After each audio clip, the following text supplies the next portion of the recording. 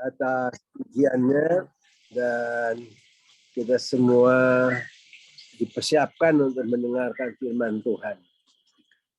Pak Robert, suara saya jelas? Jelas, Pak, jelas. Baik. Saya minta yang satu lagi bisa nggak? Oke, sudah bisa. Baik. Tema kita pada hari ini adalah menghidupkan firman. Atau bagaimana firman itu hidup dalam diri kita. Ya. Kenapa saya katakan demikian? Karena dalam prakteknya banyak firman yang kita terima itu mati. Ya. Nggak bertumbuh. Dan nggak menjadi kehidupan yang baru dalam diri kita. Untuk itu saya akan tunjukkan beberapa ayat, dan sebelumnya kita berdoa dahulu. Ya, tadi saya lihat Ibu Tuti udah berdoa untuk kita semua. Silakan Ibu berdoa untuk kita semua. Nyalakan itunya, suaranya nyalain. Ibu berdoa untuk kita. Ya, Bu Titi, mic-nya dibuka, silakan. Ya, ada kendala, susah dibuka, puji Tuhan. Ya udah, baik, saya doa. Bapa Surgawi, kami siap untuk dengar firman-Mu. Jadikan kami seperti yang firman katakan. Karena kami tahu Tuhan menciptakan segala dengan firman Tuhan. Maka terang jadi, maka dunia jadi. Kami siap dengan firman-Mu, kami akan fokus. Dan dalam nama Tuhan Yesus kami berdoa. Amin. Ya. Daik. Jadi mari kita lihat beberapa ayat pendahuluan ya. Yang saya akan putar dalam screen ya.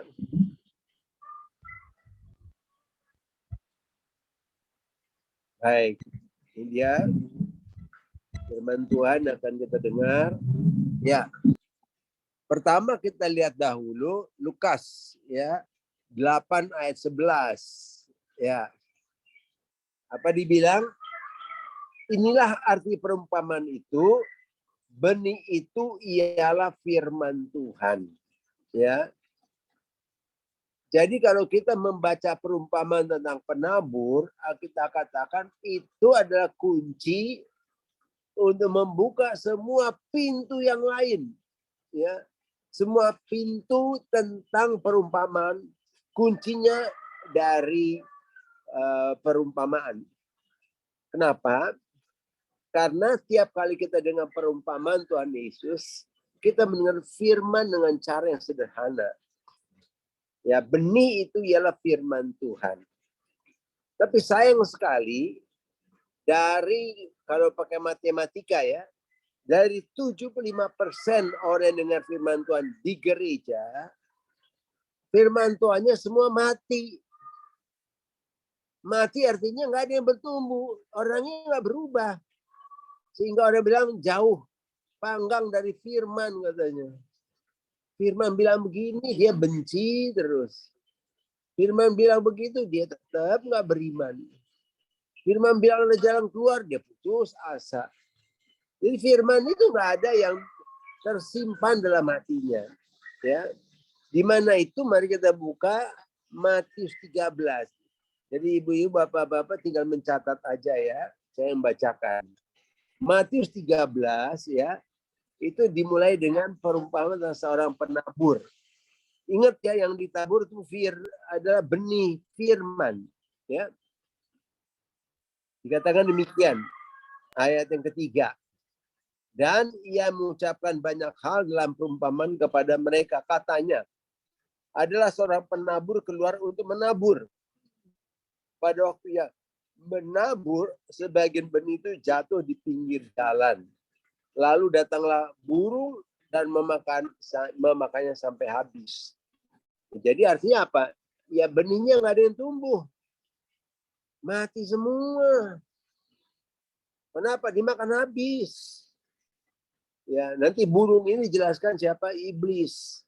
Ya. sehingga orang yang mendengar tidak percaya dan tidak diselamatkan.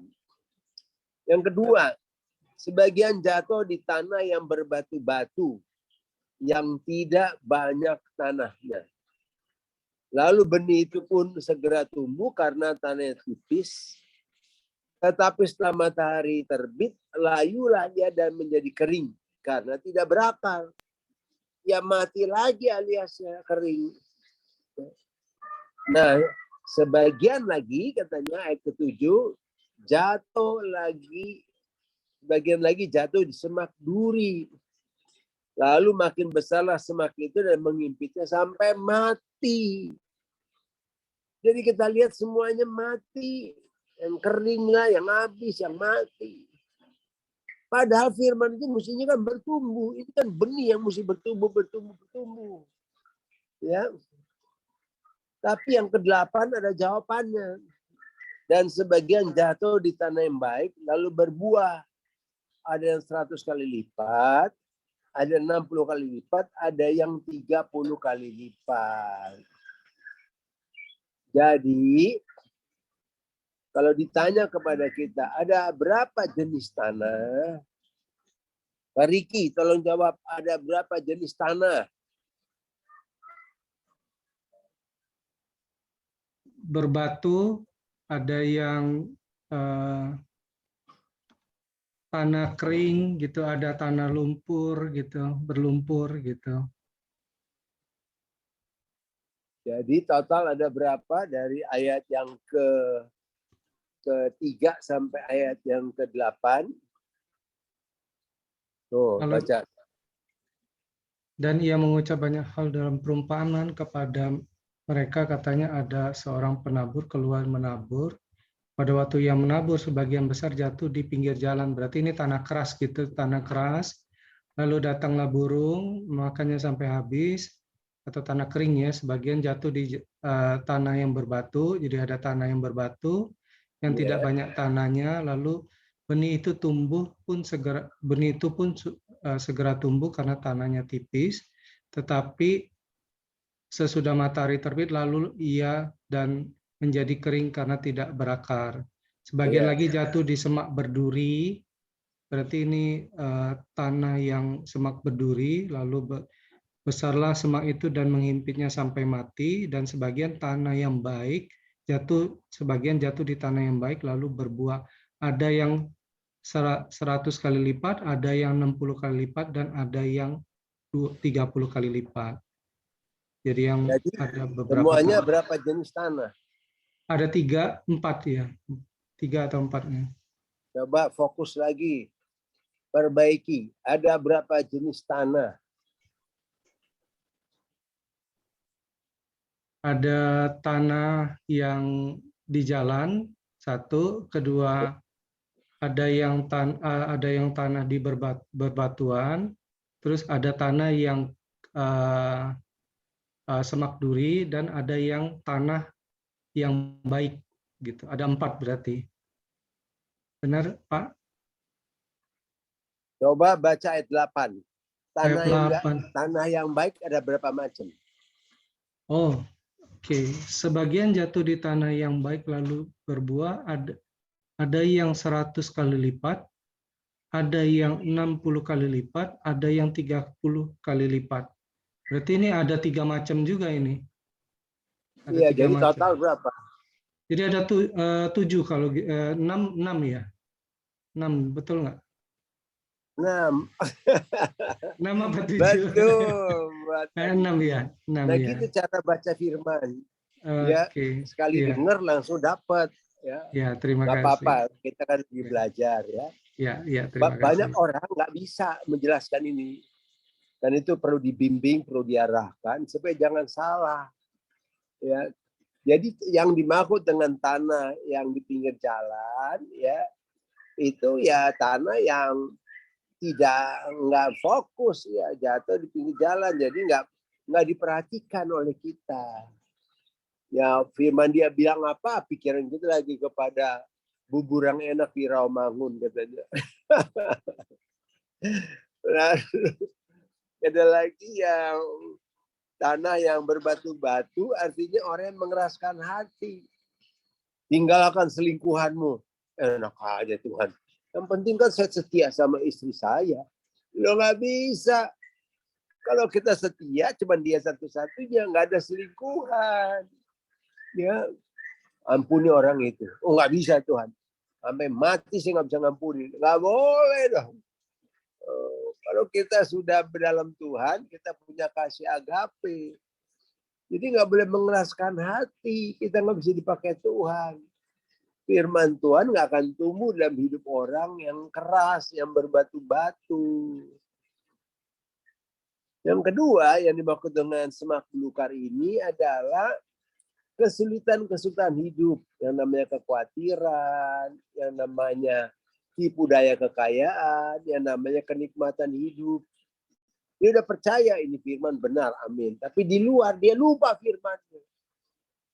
Nah sekarang kita lagi belajar bagaimana menghadapi situasi apapun, firman yang kita pakai. Nah, gini ceritanya.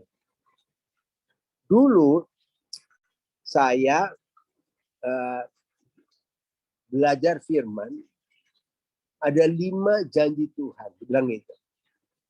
Salah satunya janji kemenangan. Semangat dong saya baca janji kemenangan. Gimana tuh? Nah, saya tunjukin nih. Ya. 1 Korintus 10 ayat 13. Ini janji kemenangan, nggak ada yang bakal kalah kita. Coba.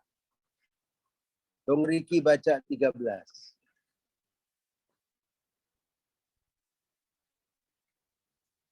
Mic-nya dibuka.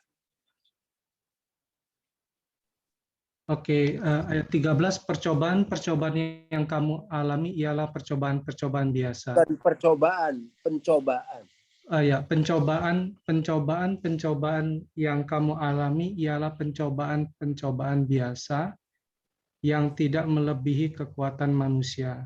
Sebab Allah setia dan karena itu Ia tidak membiarkan kamu dicobai melampaui kekuatanmu. Pada waktu kamu dicobai, Ia akan memberikan kepadamu jalan keluar, sehingga kamu dapat menanggungnya. Iya. Jadi gini, waktu saya mendengar firman ini dikatakan janji kemenangan. Karena kita nggak bisa dikalahkan oleh pencobaan. Berarti dalam setiap pencobaan ada jalan keluar. Amin, saya bilang. Minggu depannya, waktu saya lagi masih sekolah, saya dibilangin sama teman saya yang datang, kami lagi koskap bedah di rumah sakit Bethesda. Jadi UKI dengan Bethesda kerjasama. Jadi saya lagi nunggu hasil ujian. Karena kalau ujian itu nggak lulus, saya bakal di drop out. Nggak bisa jadi dokter.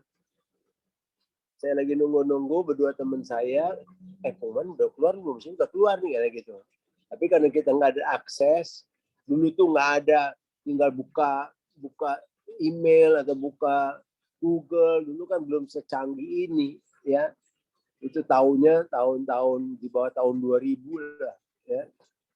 Lalu saya lagi duduk gitu ya, dengar kabar, teman saya datang di Jakarta, dia bilang, Yan, Cem teman saya satu lagi, Cemi namanya. Pengumuman ujian udah keluar, kita semua semangat. Hasilnya gimana? Kalian berdua nggak lulus gitu. Nggak lulus itu bukan nggak lulus biasa, itu di drop out kami, keluar dari sistem ujian negara. Waduh, saya lemes, teman saya juga lemes. Tapi untuk saya ada firman ini. Firman ini hidup milik saya bilang, nggak usah takut dalam hati saya bilang. Ada janji kemenangan, ada jalan keluar, saya bilang gitu. Nah teman saya ini karena nggak punya firman, dibilang apa? Ya sudahlah, saya kerja di perusahaan obat aja lah, gitu ngomongnya. Nah, saya pulang ke Jakarta, ternyata di depan fakultas banyak mahasiswa. Saya cuma datang, apa kabar? Mereka lihat saya, ada apa kabar? Katanya. Semua semangat. Kalian ngapain kumpul di sini? Saya bilang. Kami juga semuanya di drop out. Gitu. Wah, semua menganggap saya jadi pahlawan. Kenapa? Yang drop out pertama saya pernah berjuang sampai saya bisa ikut ujian lagi. Bayangin ini untuk drop kedua lagi. Waduh, saya bingung juga nih. Mereka anggap saya ini pahlawan bisa menolong mereka. Singkat cerita, kami berjuang ke Dirjen Gustiwa, kami kembali lagi ke UI, bolak-balik sampai 5 kali. Akhirnya pemimpinnya bilang gini, ya sudahlah, tunggu aja deh, cuman menteri yang bisa berubah. Ya, semangat dong, kalau gitu menteri bisa berubah dong, saya bilang gitu. Nah, singkat cerita, akhirnya memang saya bisa dirubah pengujian dan saya bisa ujian lagi. Walaupun ada drop out tadinya. Jadi ini menguatkan hati saya. Tiap kali saya menghadapi masalah, saya bilang, Tuhan, jalan keluar Tuhan. Gitu ngomongnya. Jadi bukan saya, aduh, udah mati, saya mati, yang nggak bisa. Enggak. Saya pegang firman Tuhan. Waktu saya memimpin Partai Damai Sejahtera,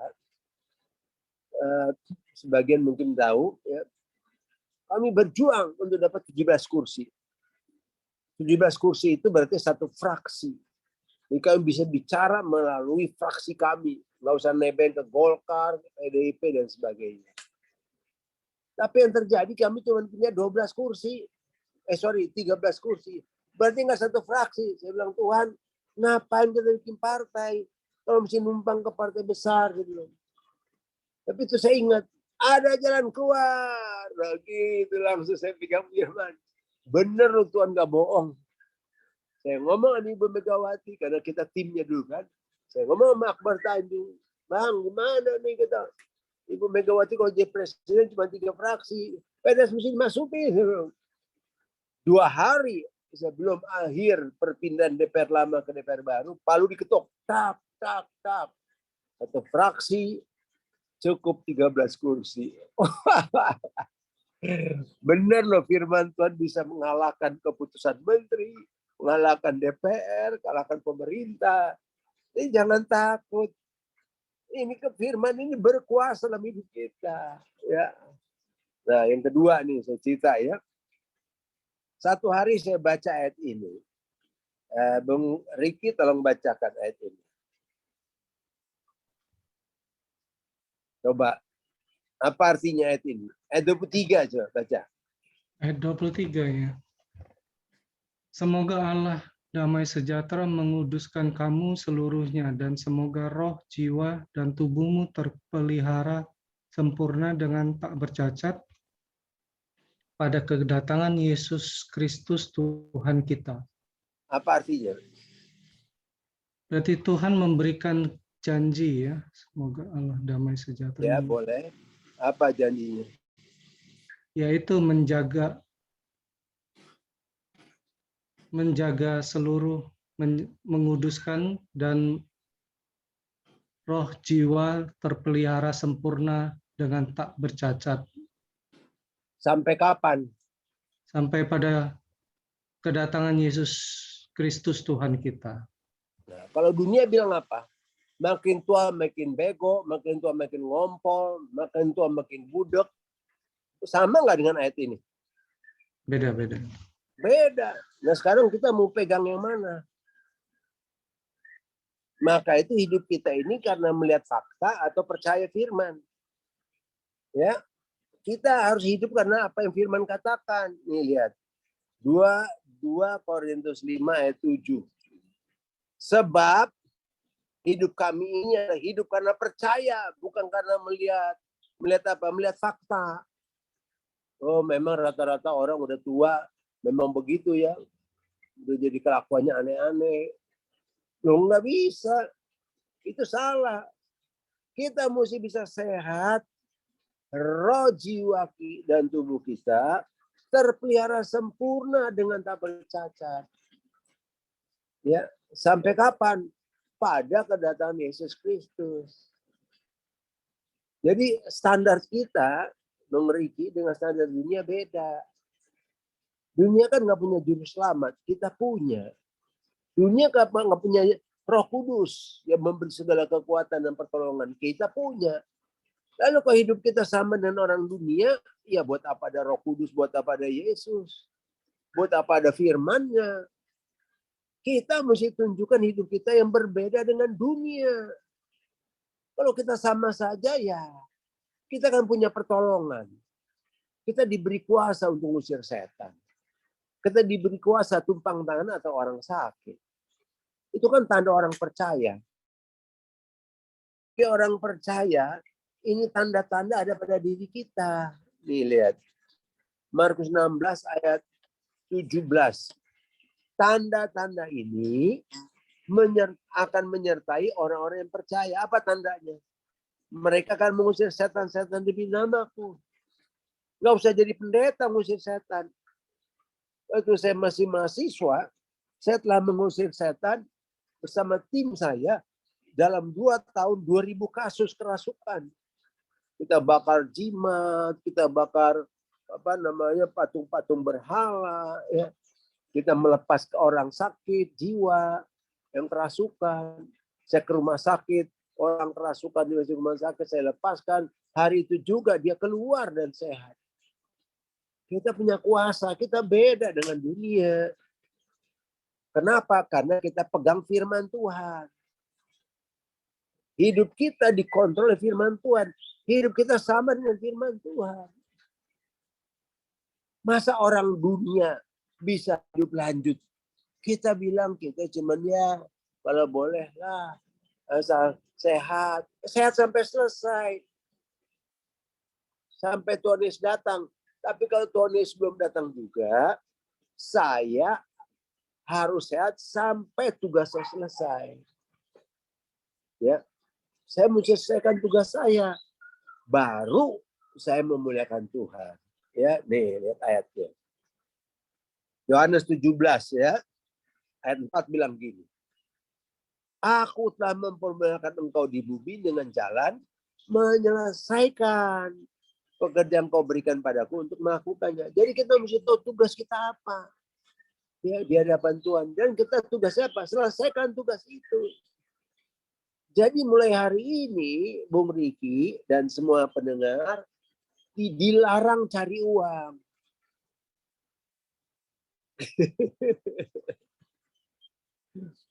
Jadi cari apa? Carilah dahulu kerajaan Allah dan kebenarannya. Maka semua akan ditambahkan. Tahu nggak Bu Riki? Ada orang bilang gini, saya ada 3 pekerjaan ini. Ini sukses gede, ini jadi konglomerat kalau ini sukses. Yang ini ya lumayan sih, kaya juga. Yang ini ya pas-pasan. Sebelum bertindak tanya Tuhan dulu, Tuhan yang mana? Kalau orang melamar kerja juga, waduh gaji pertama 15 juta, keren katanya. Gaji kedua ada lagi perusahaan lain 10 juta. Gaji ketiga UMR.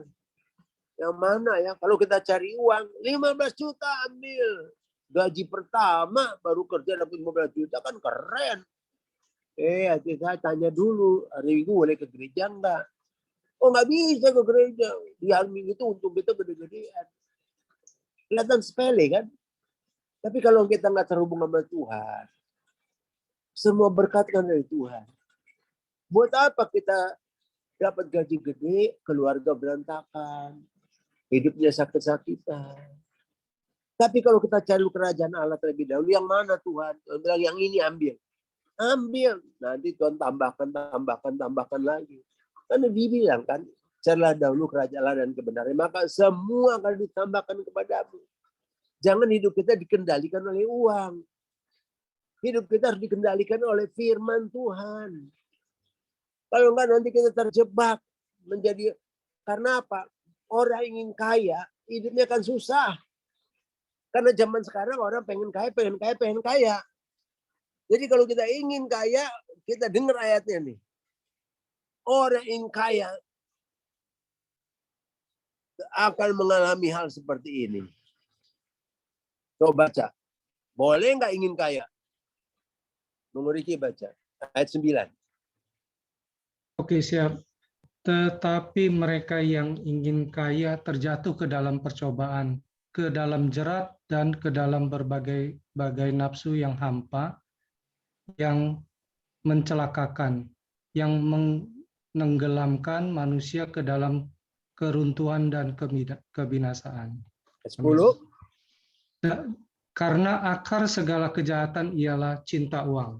Oleh sebab memburu uanglah beberapa orang yang telah menyimpang dari iman dan menyiksa dirinya dengan berbagai duka. Iya, jangan ingin kaya. Tapi apa?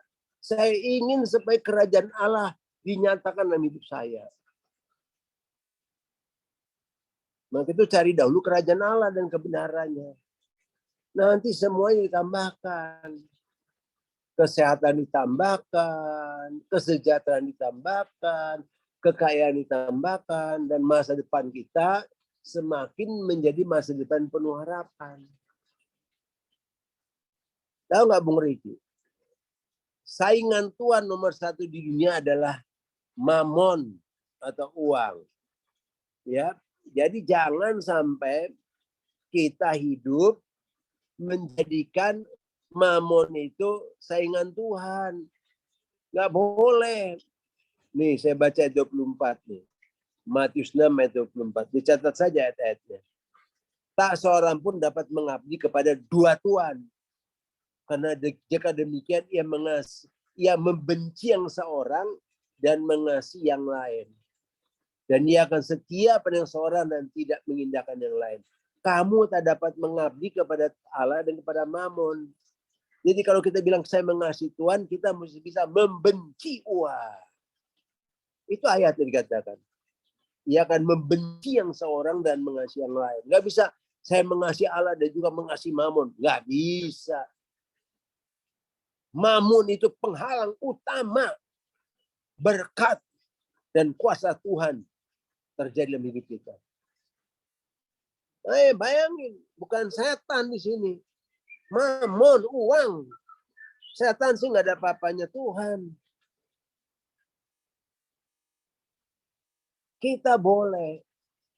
Segala satu dasarnya adalah mencari dahulu kerajaan Allah. Kenapa? Berkat Tuhan yang menjadikan kaya.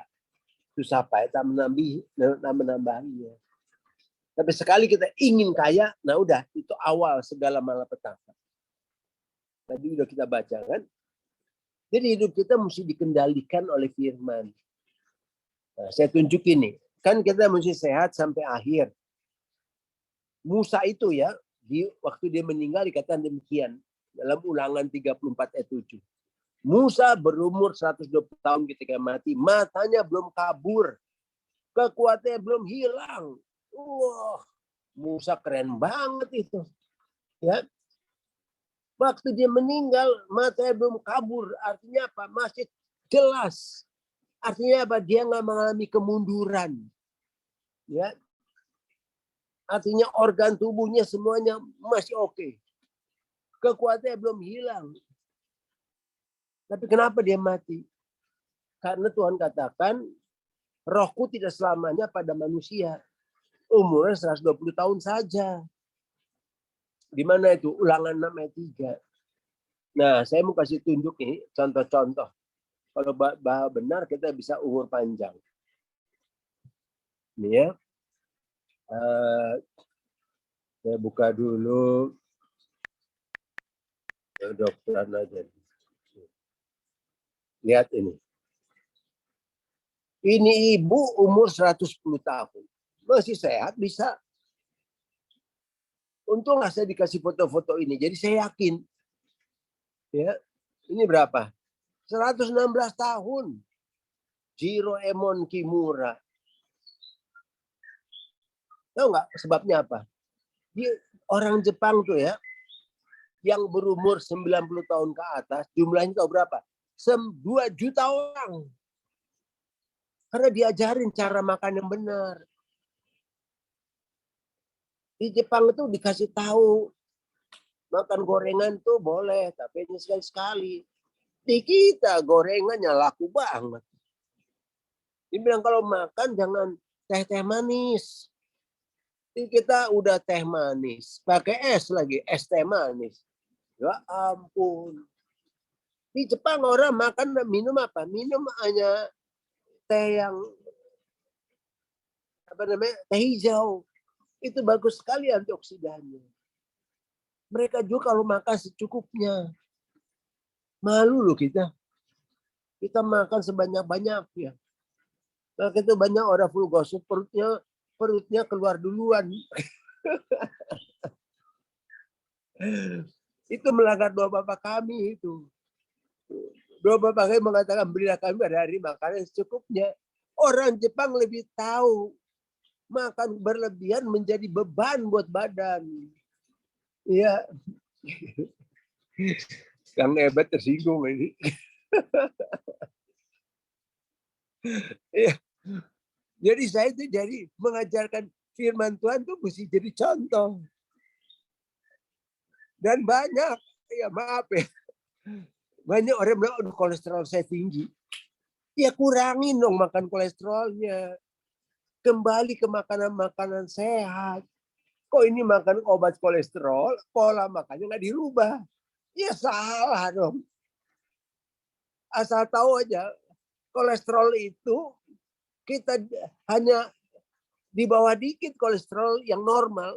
Kita bilang aman. Tidak.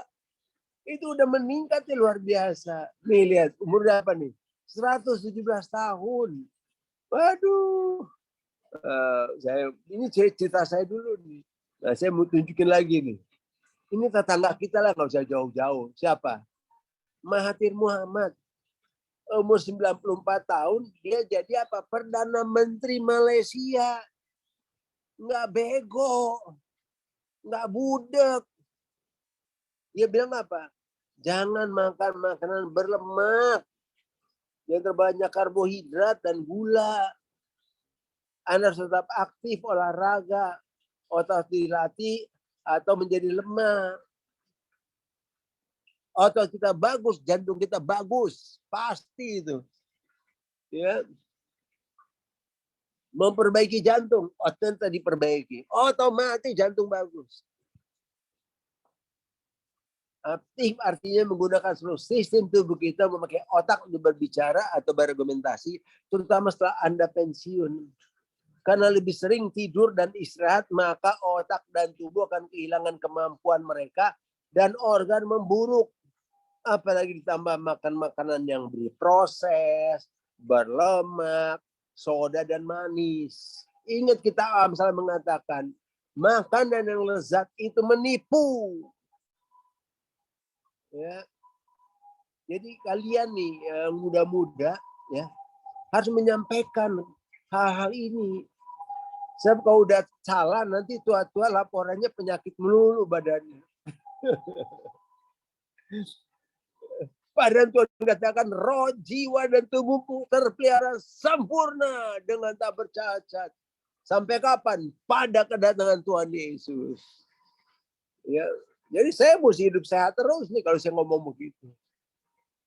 Waktu saya tadinya hampir nggak percaya. Sebagai dokter saya bilang mana mungkin. Tapi setelah saya dikasih gambar dari geografi itu, ya buku geografi,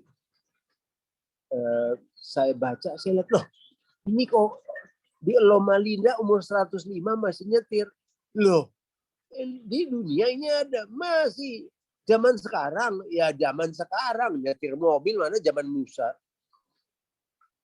Wah di situ saya kaget. Kalau gitu bisa dong. Ya. Tahu sekarang Mahathir ini umurnya mendekati 97 tahun. Masih nyetir. Masih naik kuda. Masih naik sepeda. Masih naik tangga. Kan kita dipermalukan. Masa kita bilang lansia. Yang berumur 60 tahun ke atas. Ya ampun. Itu sih bukan lansia. Jadi kalau Bung Riki benar-benar ikuti firman Tuhan, nggak ada penyakit akan mengenai kita. Nah, kayak itu jangan mati karena sakit, jangan mati karena kecelakaan. Karena rancanganku bukan rancangan kecelakaan, tapi apa? Rancangan damai sejahtera, ya, dan memberikan kita bukan kecelakaan, memberikan kita masa depan yang penuh harapan. Jadi kalau kita sehat, kita hidup di firman Tuhan, kita nggak akan berpikir untuk bunuh diri. Karena dalam hidup kita selalu ada jalan keluar. Itu janji kemenangan. Ya, baiklah. Nanti udah lebih dari waktu nih. Pas nih 41 menit. Ya. Dikasih waktu cuma 40 menit, jadi saya udah lebih 1 menit ini. Saya serahkan kembali, tapi saya berdoa dulu ya untuk kita. Bapa Surgawi, hari ini kami berdoa, biarlah setiap pribadi bukan menjadikan dunia dasar hidupnya, tapi firman Tuhan. Sehingga mereka hidup sesuai dengan rencana Tuhan dan kehendak Tuhan. Yaitu hidup sehat, roh, jiwa, tubuhnya bukan sekedar sehat, sempurna dengan tak bercacat. Sampai kedatangan Yesus Tuhan kita. Amin. Ya. Bung Riki tahu umur saya berapa sekarang? Enggak tahu. Kira-kira berapa? Ada 80. Belum. Belum ya? Belum. Oh, Lebih sorry lah. saya. Berarti 70-an ya? Atau Jalan 73. oh iya, iya. Tapi sehat ya Pak, sehat banget. Oke. Puji Tuhan. Iya.